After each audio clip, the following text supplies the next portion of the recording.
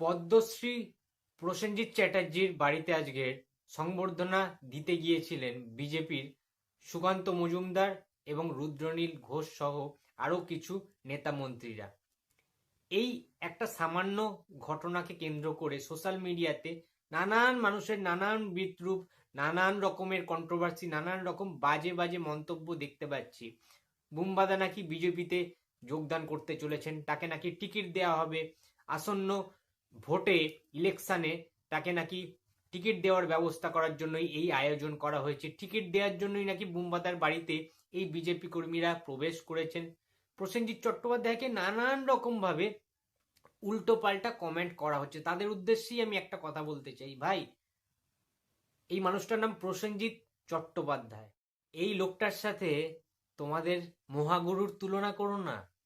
তোমাদের মহাগুরু সবকটা রাজনৈতিক দলে মুখ মেরে বেড়ায়, কিন্তু বুম্বাদা জীবনেও ওই কাজটা করবে না বস। প্রসেনজিৎ চ্যাটার্জি এর আগে বহু ইন্টারভিউতে নিজে বলেই দিয়েছেন যে রাজনীতিতে যদি যাওয়ারই হতো, যদি কোনো মন্ত্রী, এমপি, এমএলএ হতেই হতো, তাহলে তিনি আজ থেকে 30 বছর আগেই জয়েন করতে পারতেন, কিন্তু তিনি সেটা করেননি। তার সেটা পছন্দ নয়, তার সেই বিষয়ে কোনো রকম যোগ্যতা নেই কিংবা তার কোনো রকম ইন্টারেস্ট নেই।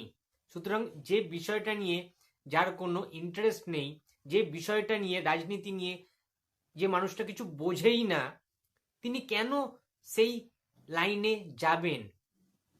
প্রসেনজিৎ চট্টোপাধ্যায় ক্লিয়ার করে একটা কথা অনেক ইন্টারভিউতে জানিয়ে দিয়েছেন যে আমি যেটা বুঝি সেটা আমি করতে চাই।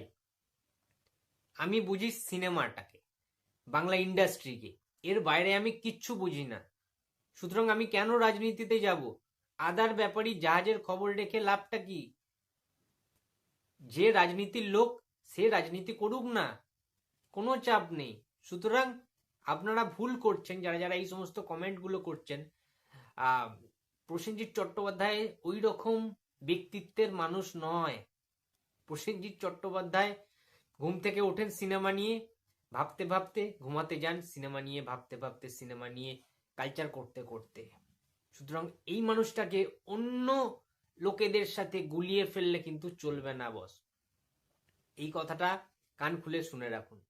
প্রসেনজিৎ চট্টোপাধ্যায় এমনই একজন কিংবদন্তি অভিনেতা যাকে তৃণমূল কংগ্রেস থেকে, অর্থাৎ আমাদের রাজ্য সরকার থেকে মমতা বন্দ্যোপাধ্যায়ও তিনি ডাকেন যে কোনো অনুষ্ঠানে, তাকে গেস্ট হিসাবে তাকে আমন্ত্রণ জানানো হয়, এবং সেন্ট্রাল গভর্নমেন্ট থেকে, অর্থাৎ আমাদের ভারতবর্ষের যারা আমাদের সরকার রয়েছে, নরেন্দ্র মোদী যিনি বিজেপি সরকার রয়েছে, তারাও কিন্তু কেন্দ্রীয় সরকারের তরফ থেকে প্রসেনজিৎ চট্টোপাধ্যায়কে আমন্ত্রণ জানান যে কোনো সরকারি অনুষ্ঠানে। সুতরাং তার মানে এই নয় যে প্রসেনজিৎ চট্টোপাধ্যায় তাদের দলের হয়ে ঝান্ডা ধরবেন, তাদের রাজনৈতিক দলের নাম লেখাবেন, এই জিনিসটা কিন্তু একেবারেই সেটা নয়।